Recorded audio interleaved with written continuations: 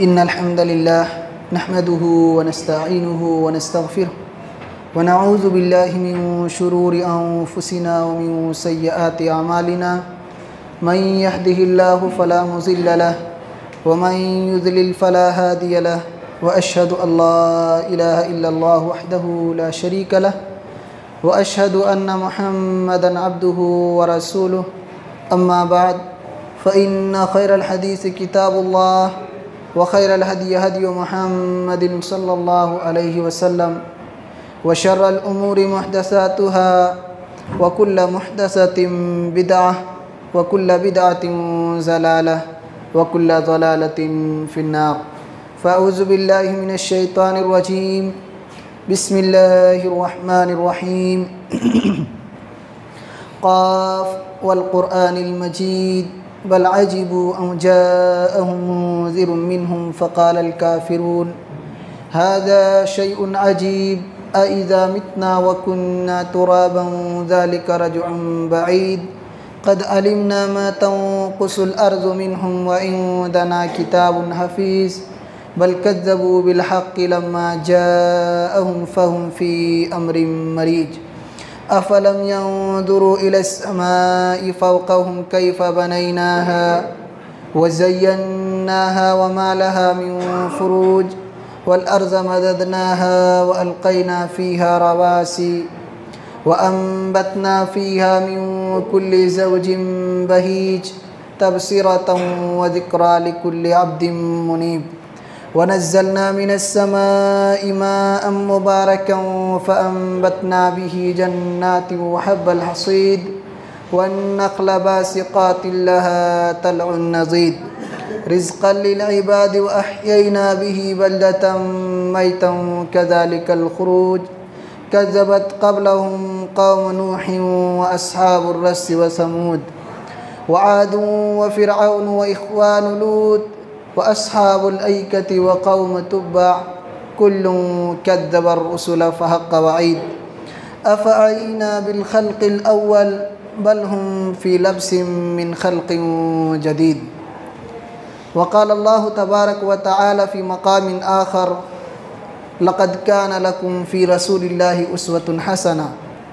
محترم حاضرین، تمام قسم کی تعریف، توصیف، بڑائی و بزرگی اس اللہ رب العالمین کے لیے لائق اور زیبا ہے جس نے ہم سب کو اس روئے زمین کے اندر پیدا فرمایا. بعدہ درود و سلام ہوں تمام انبیاء علیہم السلام پر، بالخصوص ہمارے آخری نبی سرتاج رسول سید الکونین جناب محمد الرسول اللہ صلی اللہ علیہ وسلم پر. حاضرین کرام، حمد و صلات کے بعد ہماری آج کی گفتگو کا عنوان ہے فیشن کے نام پر شریعت کی نافرمانی. حاضرین کرام، ہم جس دنیا میں زندگی گزار رہے ہیں، مختلف مذاہب کے لوگ یہاں بستے ہیں. ہر مذہب کا اپنا ایک کلچر، اپنی ایک تہذیب، اپنا ایک طور طریقہ ہوا کرتا ہے جس کے مطابق وہ چلتے ہیں، زندگی گزارتے ہیں. اسلام نے بھی اپنے ماننے والوں کو، دنیا والوں کو ایک طریقہ بتلایا ہے، جینے کا ایک انداز سکھایا ہے، ایک ایسی تہذیب عطا کی ہے جو دنیا کے تمام تہذیبوں اور ثقافتوں سے مختلف اور نمایاں ہے. اور اس تہذیب کے آئیڈیل، اس کے رول ماڈل ہمارے نبی صلی اللہ علیہ وسلم ہیں، جس کو اللہ تعالیٰ نے پوری دنیا کے لوگوں کے لیے رول ماڈل کے طور پر مبعوث کیا اس کائنات کے اندر. آپ کو پوری انسانیت کے لیے آئیڈیل اور نمونہ بنا کر کے بھیجا اس کائنات کے اندر. اللہ رب العزت نے ارشاد فرمایا لقد کان لکم فی رسول اللہ اسوۃ حسنہ. لوگو، تمہارے لیے رسول اللہ صلی اللہ علیہ وسلم کی زندگی بہترین نمونہ ہے. جیسے آپ رہے ہیں، جیسے آپ چلے ہیں، جس طریقے سے آپ نے زندگی گزاری ہے، ان کی زندگی کو کاپی کرو، ان کے مطابق اپنی زندگی کو گزارو، ان کو فالو کرو، ان کے بتائے ہوئے طریقے پر چلو. لیکن افسوس کے ساتھ یہ کہنا پڑتا ہے کہ مسلمانوں نے اپنی اصل تہذیب، اپنی اصل ثقافت، اپنی اصل انداز زندگی، اپنے اصل رہن سہن، طور طریقے، ساری چیزوں کو بھلا کر کے غیروں کے طریقوں کو، غیروں کے رسم و رواج کو، غیروں کے انداز زندگی کو، ان کی تہذیب کو، ان کے طریقے کو اختیار کر لیا ہے اور اپنی طریقے سے دور ہو چکے ہیں۔ جبکہ اللہ کے نبی صلی اللہ علیہ وسلم نے منع کیا ہے، جو دوسروں کے طریقے کو اختیار کرتا ہے، اسلام کے طریقے کو چھوڑ کر۔ اللہ کے نبی صلی اللہ علیہ وسلم کی حدیث سنیے، آپ فرماتے ہیں من تشبہ بقوم فہو منہم، جو کسی قوم کی مشابہت اختیار کرے، کسی اور دوسرے قوم کے طور طریقے اور تہواروں کو اپنا تہوار سمجھ کر کے اس پر عمل کرے، اس کے مطابق زندگی گزارے، اس کو کاپی کر کے اپنی زندگی کو اسی انداز میں ڈھال لے جائے، اس کا تعلق اس دھرم سے تو ہو سکتا ہے، ان لوگوں سے تو ہو سکتا ہے جن کی تہذیب کو اس نے اختیار کیا ہے، لیکن اسلام سے اس کا کوئی تعلق نہیں ہو سکتا۔ جس نے اسلام کی تہذیب کو، اسلام کی ثقافت کو، اسلام کی طرز زندگی کو چھوڑ دیا ہو، اس کا اسلام سے کوئی تعلق نہیں ہو سکتا۔ تو اسلام نے اپنا ایک کلچر، اپنی ایک تہذیب ہم سب کو عطا کیا ہے، جس کو فالو کرنا، جس کے مطابق زندگی گزارنا ہم سب کے لیے ضروری ہے۔ ہم جس عنوان پر آج گفتگو کرنا چاہتے ہیں کہ فیشن کے نام پر ہمارے معاشرے کے اندر آپ دیکھیں مسلمانوں نے ہمارے دین کا کیا حال کر دیا ہے، شریعت کا حلیہ کیسے بگاڑ دیا ہے، ہمارے دین کی تعلیمات کو کس طریقے سے کھلواڑ بنا دیا ہے کہ آج کا فیشن ہے، اس دور میں سب چلتا ہے، آج کا زمانہ ہے ویسے چلنا پڑتا ہے۔ یہ سب بہانے بنا کر کے اسلام کی تعلیمات کو مسخ کیا جا رہا ہے، اسلام کی پہچان کو مٹایا جا رہا ہے۔ اور ہم دیکھیں معاشرے کے اندر کہ ہماری زندگی کے اندر اسلام کی خلاف ورزی کس قدر ہو رہی ہے، اور فیشن کے نام پر کس قدر اسلام کے خلاف ہم کام کر رہے ہیں۔ نکات کی شکل میں چند باتوں کا تذکرہ ہم کرتے ہیں۔ آپ اگر معاشرے کے اندر دیکھیں گے، فیشن کے نام پر لوگ اپنے پینٹ یا پاجامے کو ٹخنے سے نیچے لٹکاتے ہیں، یہ کہہ کر کے کہ آج چلتا ہے، سارے لوگ ایسے ہی پہنتے ہیں، اور یہ جوانوں میں خصوصی طور پر یہ بیماری عام ہے، بزرگوں میں بھی ہے۔ کچھ تو تکبر کی وجہ سے ایسا کرتے ہیں، کچھ کہتے ہیں ایسے ہی مجھے کوئی تکبر نہیں ہے، لیکن دونوں صورتوں میں یہ طریقہ صحیح نہیں ہے، یہ سنت کے خلاف ہے۔ آج آپ اپنے پائجامے کو ٹخنے سے نیچے لٹکائے ہوئے ہیں۔ اللہ کے نبی صلی اللہ علیہ وسلم کی اس حدیث کو یاد رکھیے، من جر ثوبہ خیلاء لم ینصر اللہ الیہ یوم القیامہ، کہ جو انسان مارے تکبر کے اپنے پائجامے کو ٹخنے سے نیچے لٹکاتا ہے، اللہ قیامت کے دن نظر رحمت سے اس کی جانب نہیں دیکھے گا۔ آپ غور کریں، اللہ تعالیٰ کی ناراضگی قیامت کے دن ہمیں منظور ہے، لیکن فیشن کو چھوڑنا منظور نہیں۔ اللہ تعالیٰ کی نظر رحمت سے ہم دور ہو جائیں قیامت کے دن، یہ ہمیں پسند ہے، لیکن اپنے پائجامے کو ٹخنے سے اوپر ہم نہیں رکھ سکتے ہیں۔ آپ ذرا غور کیجئے، قیامت کے دن اگر کسی کی رحمت کی امید کی جا سکتی ہے تو صرف اور صرف اللہ تعالیٰ ہے۔ اللہ جس پر رحم کر دے، جس پر نظر کرم فرما دے اللہ تعالیٰ، وہ انسان قیامت کے دن انشاءاللہ کامیاب ہو جائے گا۔ لیکن ایسے متکبر انسان جو دنیا میں اپنے پینٹ، اپنے پائجامے کو ٹخنے سے نیچے لٹکایا کرتا تھا، اللہ نگاہ رحمت سے دیکھے گا بھی نہیں، اور معاف کرنا تو دور کی بات ہے۔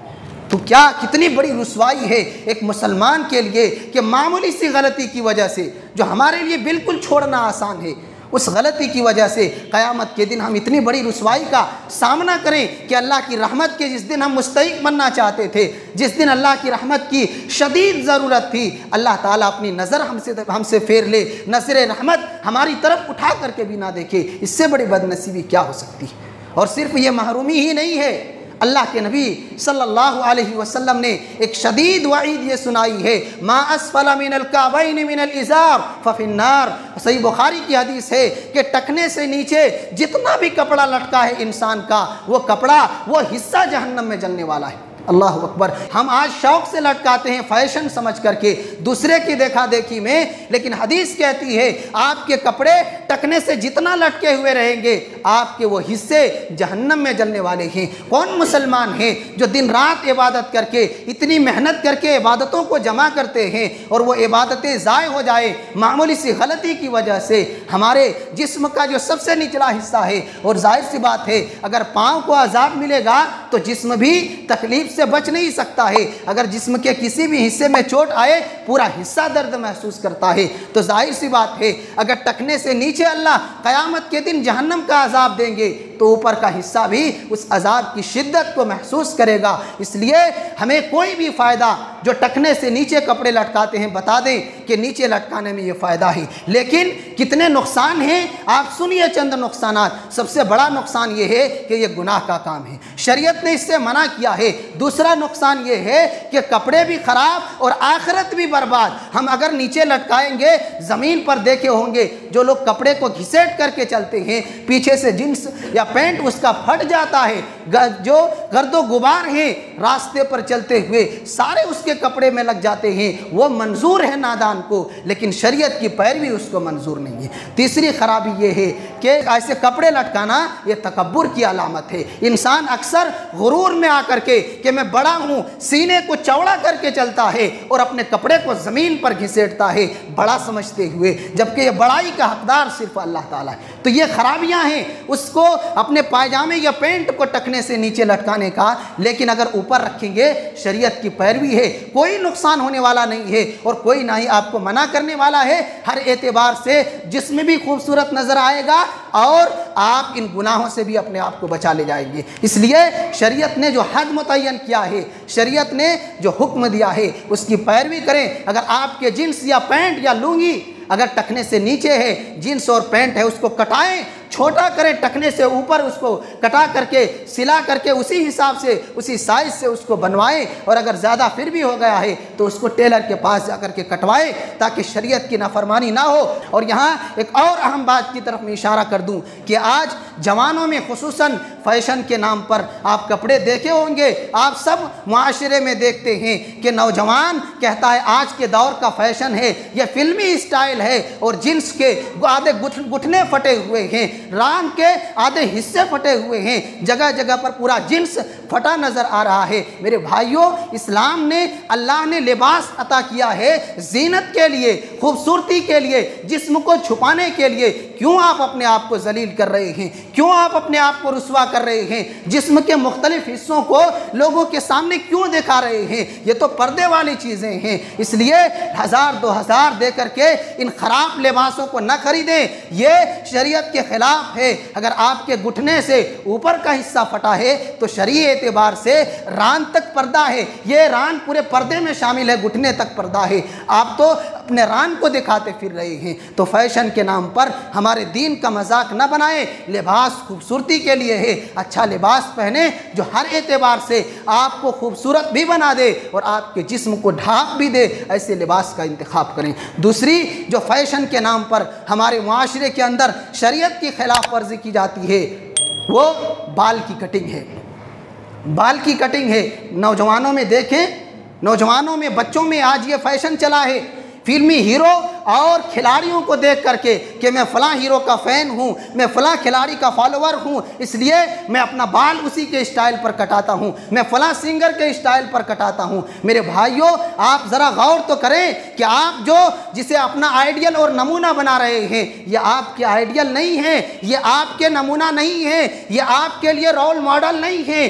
آپ کے لیے رول ماڈل اگر کوئی ہیں تو وہ نبی کریم صلی اللہ علیہ وسلم اور آپ کے صحابہ کے نفوس قدسیہ ہیں، جسے اللہ تعالیٰ نے پوری انسانیت کے لیے رول ماڈل کے طور پر چنا ہے کہ لوگ ان کے ایمان کی طرح، ان کے عقیدے کی طرح اور ان کے اعمال کی طرح اگر اپنے اعمال کو بنا لیں وہ انسان کامیاب ہو جائیں گے۔ تو آئیڈیل بنانا ہے، چلنا ہے، فالو کرنا ہے، صحابہ کرام کی زندگی کو فالو کریں، نبی کریم صلی اللہ علیہ وسلم کی سنت کو فالو کریں، وہ ہمارے لیے آئیڈیل ہیں۔ یہ 2 ٹکے کے لوگ ہمارے لیے آئیڈیل نہیں ہو سکتے ہیں، یہ اپنے لیے جیتے ہیں، آپ کو کچھ نہیں دے سکتے۔ آپ رات دن رٹ لگائیں کہ میں فلاں کا فین ہوں، بتائیے کبھی اس نے آپ کو کچھ دیا ہے؟ کبھی آپ کے بارے میں سوچا ہے؟ لیکن نبی اکرم صلی اللہ علیہ وسلم، ارے وہ ہستی جو ہم آئے بھی نہیں ہیں، ہم گناہگاروں کو جنہوں نے دیکھا بھی نہیں ہے، راتوں میں اٹھ اٹھ کر کے اللہ کی عبادت کرتے تھے، سجدے میں نمازوں میں راتوں کو جاگ کر کے رویا کرتے تھے، اللہم امتی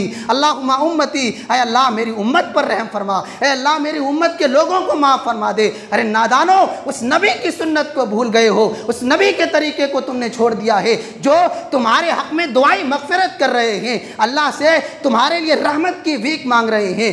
آج تم نے اس نبی کی سنت کو چھوڑ دیا، اور جو تمہیں پوچھتے بھی نہیں ہیں، تمہارے بارے میں کبھی تذکرہ بھی نہیں کرتے، ان کو اپنا آئیڈیل سمجھتے ہو۔ کتنے نادانی والی بات ہے۔ نبی کریم صلی اللہ علیہ وسلم کی سنت کی پیروی کرو، جو ہماری فکر کرتے تھے، قیامت کے دن بھی اپنی امت کی فکر میں دعا کو بچا کر کے رکھے ہیں کہ اپنی امت کے موحدین کے لیے جنت میں لے جانے کے لیے دعا کریں گے اللہ رب العالمین سے۔ اس نبی کی پیروی کریں، اس نبی کے نقش قدم پر چلیں۔ تو کہنے کا مقصد یہ ہے کہ بال کٹنگ کی جو اسٹائل ہے، آپ دیکھے ہوں گے نوجوان بچوں میں کہ چاروں جانب سے اپنے بال کو صفا چٹ کر دیتے ہیں، بالکل اپنے پورے بال کو ختم کر دیتے ہیں، اور اوپر میں چھپر کی طرح ایسا لگتا ہے کہ چھت اوپر سے ڈال دیا گیا ہے، ایسے بیچ میں اوپر میں بال کو چھوڑ دیتے ہیں۔ کیا ہے بھائی؟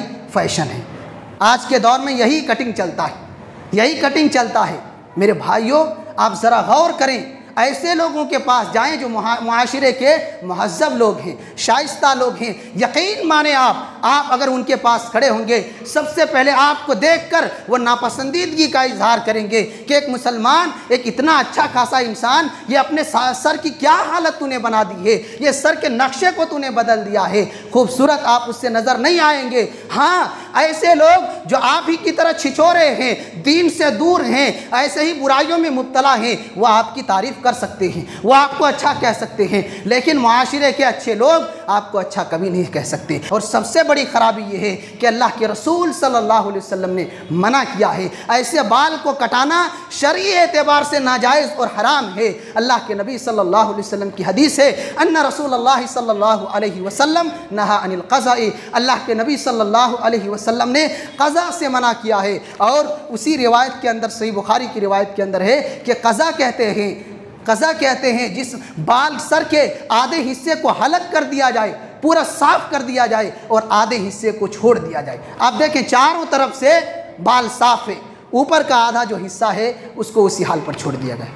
اللہ کے نبی صلی اللہ علیہ وسلم نے منع کیا ہے۔ آپ کو کیا ملتا ہے؟ بال کیسے بھی کٹائیں گے، جو آپ ہیں وہی کہہ کر کے لوگ آپ کو پکاریں گے، نہ ہی اس طریقے کے بال کٹانے سے آپ بڑے مقام پر پہنچ جائیں گے، اور نہ ہی لوگ اچھا کہیں گے۔ ہاں، یہ ضرور ہو سکتا ہے کہ شرعی اعتبار سے آپ گناہگار ہوں گے، اس لیے گناہگار نہ بنیں، اپنے ایمان، عقیدے اور اعمال کی حفاظت کریں۔ یہ دوسری خرابی ہے، فیشن کے نام پر یہ دین کے ساتھ کھلواڑ ہے۔ ایک تیسری چیز فیشن کے نام پر جو ہمارے دین کے ساتھ کھلواڑ کیا جاتا ہے، وہ ہے داڑھی۔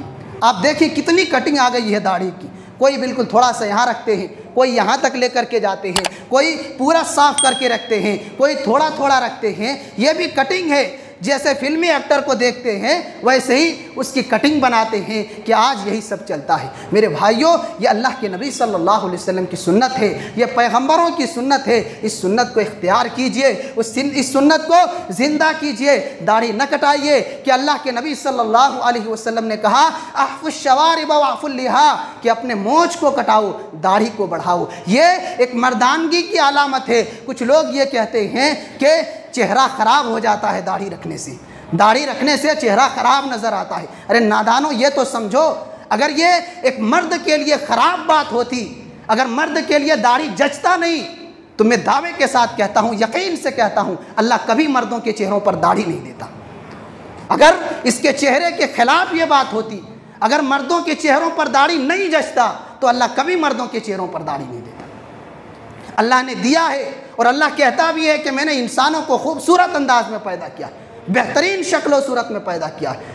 تو اللہ تعالیٰ جانتا تھا کہ مردوں کے لیے یہی شکل جچتی ہے، اسی لیے اللہ تعالیٰ نے مردوں کو داڑھی عنایت کی ہے۔ تو یہ کہنا کہ چہرہ خراب نظر آتا ہے یہ بالکل آپ کی غلط بات ہے، اور ایسی بات ہے کہ اللہ کی بنائی ہوئی جو صورت ہے اس صورت سے ہم انکار کر رہے ہیں، اللہ کی دی ہوئی شکل کو ہم پسند نہیں کر رہے ہیں، یہ ہماری نادانی ہے۔ اور ایک یہاں بات میں کہہ دوں، ہم نے یہاں سنا ہے کئی جوان یہ کہتے ہیں کہ داڑھی اس لیے کٹاتے ہیں کہ اچھی لڑکیاں نہیں ملتی، لوگ رشتہ نہیں کرتے کہ بچہ داڑھی رکھا ہوا ہے۔ تو آپ اس بات کو میری نوٹ کر لیں، یاد رکھ لیں کہ اگر کوئی ایسا کہتے ہیں یہ ان کی غلطی ہے، لیکن آپ کے داڑھی رکھنے کے باوجود اگر کوئی گھرانہ آپ کا انتخاب کرتا ہے، یہ اس بات کی دلیل ہے کہ وہ گھرانہ دیندار ہے، وہ لوگ دین کو پسند کرتے ہیں، وہ دین سے جڑے ہوئے لوگ ہیں۔ لیکن جو آپ کو رد کر دے داڑھی کی وجہ سے، ایسے گھرانے میں رشتہ کرنا آپ کے لیے بیکار ہے، آپ کے لیے بربادی ہے، اس لیے کہ وہ جان لیجئے، آپ یہ بات یاد رکھیے آپ کہ وہ لوگ دین سے دور ہیں، وہ اسلام کو پسند کرنے والے لوگ نہیں ہیں۔ کیا کریں گے ایسے گھرانوں میں رشتہ کر کے؟ جس کو اسلام کی تعلیمات پسند نہ ہو، جس کو دین کی تعلیمات پسند نہ ہو، تو اگر کسی کے نظریات ایسے ہیں، اگر کسی گھرانے کی سوچ ایسی ہے، اگر کسی بچی کے سوچ ایسی ہے، تو اس گھر میں اگر رشتہ دے بھی تو آپ کو رشتہ نہیں کرنا چاہیے کہ آپ کی آنے والی نسل اچھی نہیں ہو سکتی، اس لیے کہ وہ عورت دین کو پسند نہیں کرتی ہے، وہ گھرانہ دیندار نہیں ہے۔ اور آپ کو اگر اچھی لڑکی چاہیے تو ظاہر سی بات ہے آپ دیندار ہیں، تقوی شعار ہیں، داڑھی رکھے ہوئے ہیں، اس کے باوجود لوگ آپ کو بڑھ چڑھ کر کے قبول کرتے ہیں، یہ اس بات کی علامت ہے کہ یہ گھرانہ بھی دیندار ہے، دین پر چلنے والے لوگ ہیں، آپ وہاں رشتہ کیجیے۔